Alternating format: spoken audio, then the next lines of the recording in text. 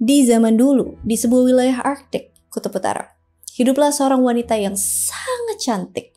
Wanita ini adalah putri seorang kepala suku Inuit. Buat yang belum tahu, Inuit adalah sebutan bagi orang-orang yang tinggal dan mendiami sekitar wilayah Kutub Utara. Pada suatu hari, ayah dari wanita ini pengen jodohin putrinya dengan salah satu anak dari suku lain. Wanita ini nolak dan lebih milih buat nikah sama anjing daripada harus nikah dengan laki-laki pilihan ayahnya itu. Coba kalian tebak, kira-kira reaksi ayahnya tuh kayak gimana? Tentu aja, bapaknya marah, tersinggung. Bapaknya nyeret putrinya ke dalam perahu dan membawa putrinya ke tengah lautan yang dingin dan beku. Setelah mereka berdua sampai di tengah laut, tiba-tiba si ayah mendorong putrinya sampai putrinya jatuh ke dalam laut yang sangat dingin. Putrinya ini tentu aja berusaha buat naik ke atas perahu, tapi ayahnya di satu sisi juga berusaha menghalangi putrinya untuk naik.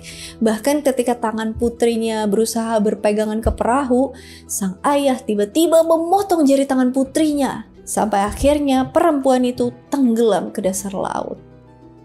Ceritanya tidak berhenti sampai di sini.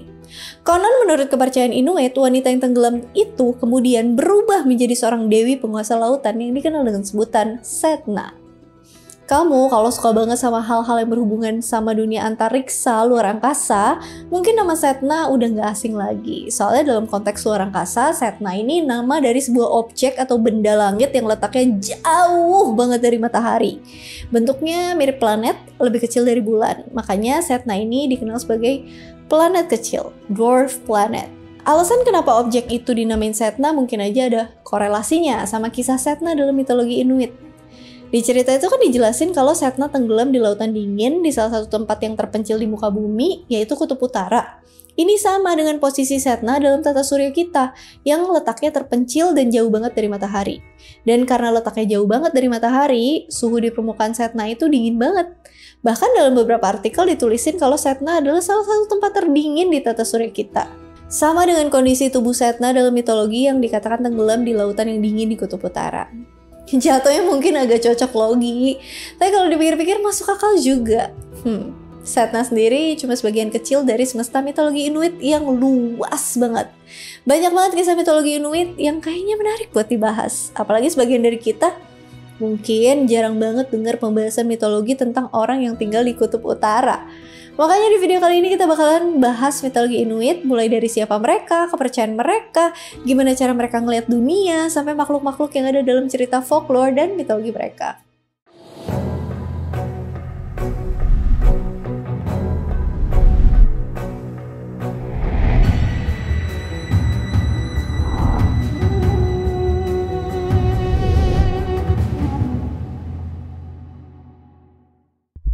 Mungkin di antara kita masih ada yang asing dengan penyebutan nama Inuit. Kalian mungkin lebih familiar dengan istilah orang Eskimo yang tinggal di Kutub Utara. Sebenarnya bangsa Inuit nggak suka kalau mereka dipanggil dengan sebutan orang Eskimo.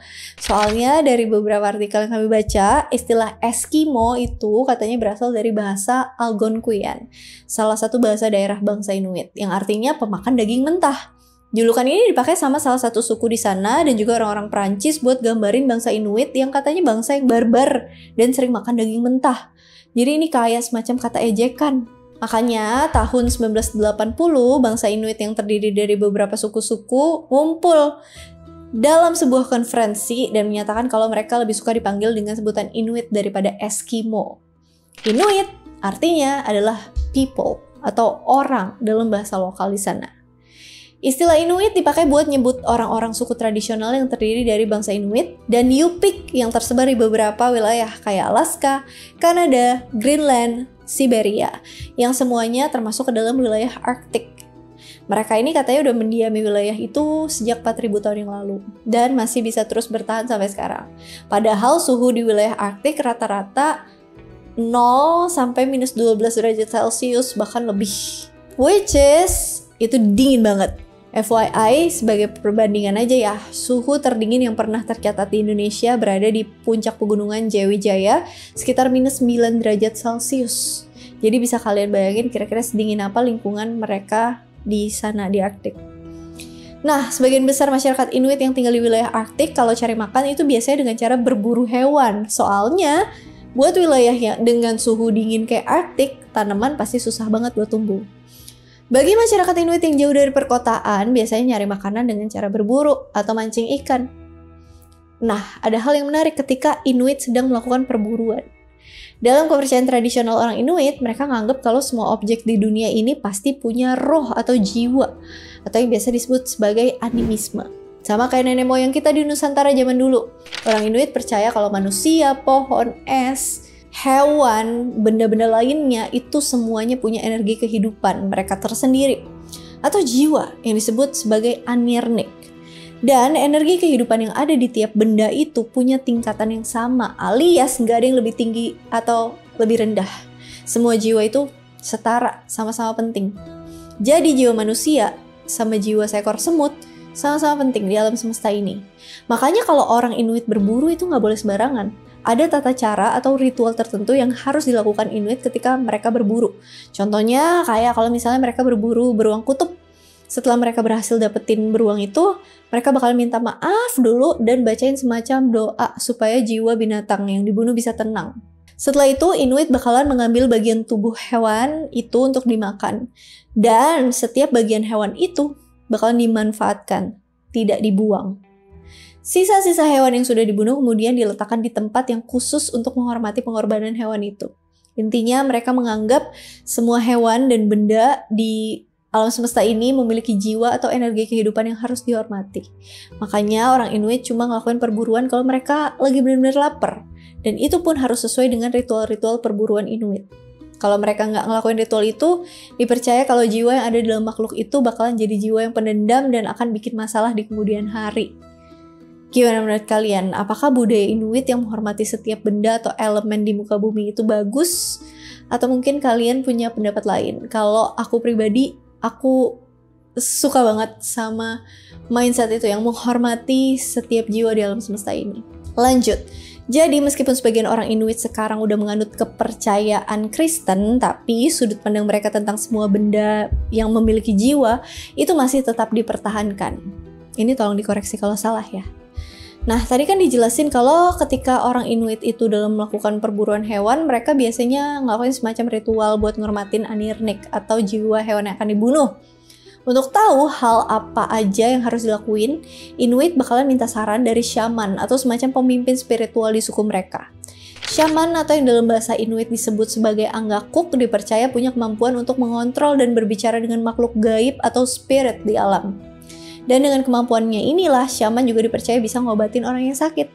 Jadi posisi shaman atau dukun sangat penting dalam kepercayaan tradisional orang Inuit. By the way, tadi kan aku udah jelasin ya kalau orang Inuit percaya kalau tiap elemen yang ada di bumi, entah itu makhluk hidup, benda mati, dihuni sama semacam energi kehidupan yang disebut Anirnik. Keberadaan Anirnik ini dianggap sangat penting sama Inuit. Makanya kalau mereka pengen berburu, mereka harus ngelakuin ritual yang tadi aku bilang. Supaya Anirnik yang ada di tubuh makhluk itu gak berubah jadi jiwa pendendam dan bisa bereinkarnasi ke wujud yang baru. Tapi masalahnya nggak semua Anirnik atau jiwa ini bisa bereinkarnasi. Beberapa jiwa atau spirits katanya nggak tinggal di benda atau tubuh makhluk hidup. Spirits ini disebut sebagai istilah Toon Guide. Toon Guide ini ada berapa macam? Ada yang baik, bisa bantu manusia. Ada yang jahat, bisa bikin masalah kalau manusia nggak hormatin dia. Di sini kita bakalan bahas beberapa makhluk mitologi yang eksis dalam kepercayaan orang Inuit. Yang pertama kita bahas adalah entitas yang dikenal dengan sebutan Sedna. Sedna, Dewi Laut dalam mitologi Inuit, jadi salah satu makhluk mitologi yang populer dalam kepercayaan Inuit. Sedna digambarin sebagai wanita dengan tubuh bagian bawahnya mirip tubuh anjing laut, atau kadang juga digambarin kayak mermaid. Sebenarnya Sedna ini dikenal dengan banyak nama sih, kayak Arna Quaxak, Sasuma Arna, Nerifik, dan lain-lain. Beda wilayah, beda juga penyebutan namanya. Tapi intinya dia dikenal sebagai Dewi Lautan yang berkuasa di laut dan bisa memerintah hewan-hewan di bawah laut. Selain itu, Sedna juga dipercaya bisa mengontrol cuaca dan kondisi lautan di Arktik. Makanya sosok Sedna sangat-sangat dihormati sekaligus ditakuti oleh Inuit. Soalnya buat bertahan hidup di kondisi cuaca ekstrem kayak di Arktik, Inuit itu sangat bergantung pada kondisi alam, terutama lautan.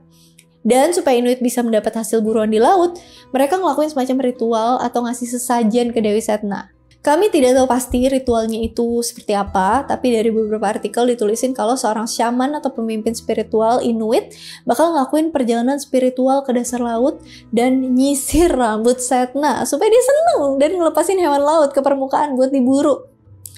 Alasan kenapa mereka kudu nyisir rambut Sedna, karena dalam kisahnya yang tadi diceritain di awal, jari-jari tangan Sedna kan habis dipotong, jadi dia nggak bisa nyisir rambut panjangnya. Sebenarnya ada beberapa versi sih ya, tapi semua cerita itu punya benang merah yang sama. Sedna jatuh ke laut, jarinya terpotong, dan dari potongan jarinya muncullah hewan-hewan laut. Habis itu Sedna tenggelam ke dasar laut dan menjadi penguasa lautan. Selain Sedna, makhluk mitologi yang juga sangat dihormati oleh Inuit adalah sesosok makhluk yang dikenal dengan nama Nanuk. Nanuk dalam bahasa Inuktitut artinya beruang kutub. Jadi bentuk makhluk ini tentu aja kayak beruang kutub. Tapi bukan beruang kutub sembarangan. Dia dipercaya sebagai makhluk penguasa daratan es di wilayah Arktik. Bentuknya lebih gede dari beruang kutub biasa. Dan kekuatannya juga no play-play, nggak main-main. Dia katanya bisa mengontrol cuaca di daratan. Dan dia juga dikenal sangat kuat. Saking kuatnya, dia dianggap sebagai raja dari semua beruang kutub. Biasanya sebelum orang Inuit ngelakuin perburuan beruang, mereka terlebih dulu ngelakuin semacam ritual penghormatan terhadap sosok Nanuk. Harapannya supaya Nanuk nggak marah dan bikin para pemburu jadi celaka. Entah apakah mereka tiba-tiba kena cuaca buruk atau diserang kumpulan beruang. Nah, kedua entitas tadi itu, Sedna, Nanuk, dianggap sebagai dewa dan dewi dalam cerita masyarakat Inuit. Mereka dianggap punya kekuatan yang besar. Jadi sering dimintain tolong sama orang Inuit dengan melakukan ritual-ritual tertentu. Nah, selain Sedna dan Nanuk, masih banyak lagi dewa dan dewi dalam kepercayaan Inuit. Misalnya kayak Dewi Agna yang dianggap sebagai dewi kelahiran, Dewi Akisha sebagai dewi perwujudan matahari yang dianggap sangat penting dan dipuja oleh sebagian masyarakat Inuit, Dewa Angguta sebagai dewa kematian, dianggap sebagai ayah Dewi Sedna. Dan masih banyak lagi dewa dan dewi dalam kepercayaan Inuit yang gak mungkin dijelasin satu-satu di video ini karena saking banyaknya. Mungkin next video kali ya. Di video yang lain khusus aku buatin. Nah, selain dewa-dewi, ada banyak juga makhluk mitologi yang eksis dalam cerita rakyat masyarakat Inuit. Contohnya, makhluk yang dikenal dengan sebutan Mohaha. Dari namanya aja kayak orang yang lagi ketawa ya.